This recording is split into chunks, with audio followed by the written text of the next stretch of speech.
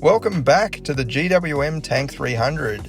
You may have seen our top 10 good and bad review a couple of months ago. In case you missed it, the Tank 300 is basically GWM's answer to rugged off-roaders like the Jeep Wrangler. It comes in 5-seat form only, like the Wrangler, and features hardcore things like front and rear diff locks, like the Wrangler. It even looks like one, in our opinion, with its exposed wheel arches and almost vertical panels. Either way, it presents cartoonish-like styling that makes you want to hit the dirt and do some exploring. The spare wheel on the back is a great idea for serious adventures, as you can easily swap it over and place the flat, probably dirty wheel back in its place, on the outside, instead of in the boot like in some rivals. Ground clearance is rated at 224mm. That's actually not that impressive for the ladder frame SUV segment. It's decent, but some rivals do offer a lot more. However, with those front and rear diff locks and low range, you'll have to be pushing hard to get it stuck. The approach angle is 33 degrees and the departure angle is 34 degrees, both of which are superior compared with some competitors. This is the Ultra variant, which sits at the top of the range. An easy way to tell is via these machined face 18-inch alloy wheels. They wear 265/60 Michelin Primacy road-oriented tyres. If you are planning to do lots of off-roading, these are the first thing we'd recommend changing. Upgrade to some chunkier items and you'll get much further. Inside, it is surprisingly luxurious and well presented. Lots of soft touch surfaces are applied and the design looks quite nice, especially for its price.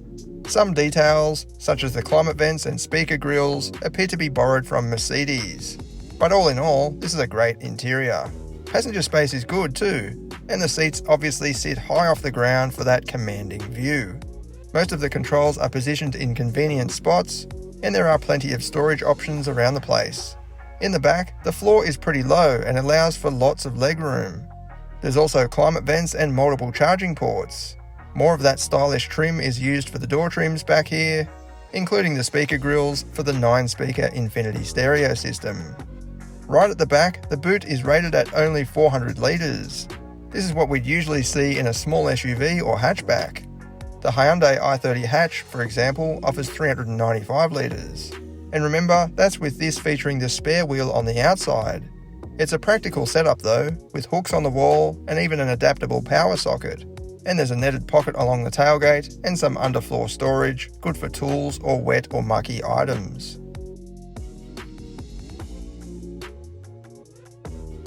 Power comes from a 2-litre turbo-petrol 4-cylinder.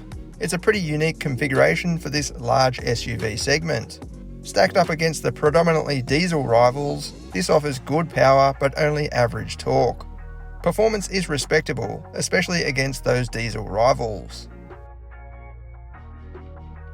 Out on the road, the suspension is very soft, which is great for soaking up bumpy surfaces and patchy bitumen. But it's not good for cornering, as there is just too much body roll and, as you'll see, there's a huge amount of front-end pitch, which is not good for braking performance. Off the road though, the Tank 300 performs very well indeed. The suspension provides a wide range of flex and articulation, and that helps to keep the tyres on the ground. And the approach and departure angles help it clamber over sharper sections and steep mounds. It's lots of fun. This is what it goes like.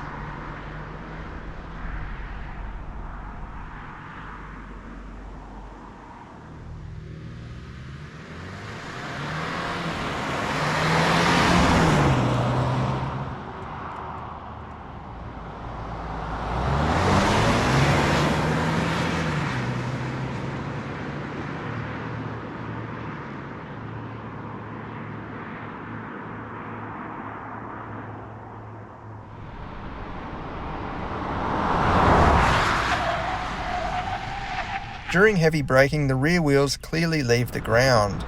We reached out to GWM on this for comment, and so far there has been no response, from emails and phone calls.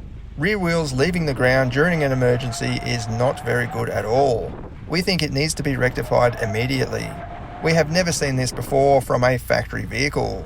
We ran tests on a private road and on quiet public roads, and at various speeds. On every occasion, both rear wheels left the ground.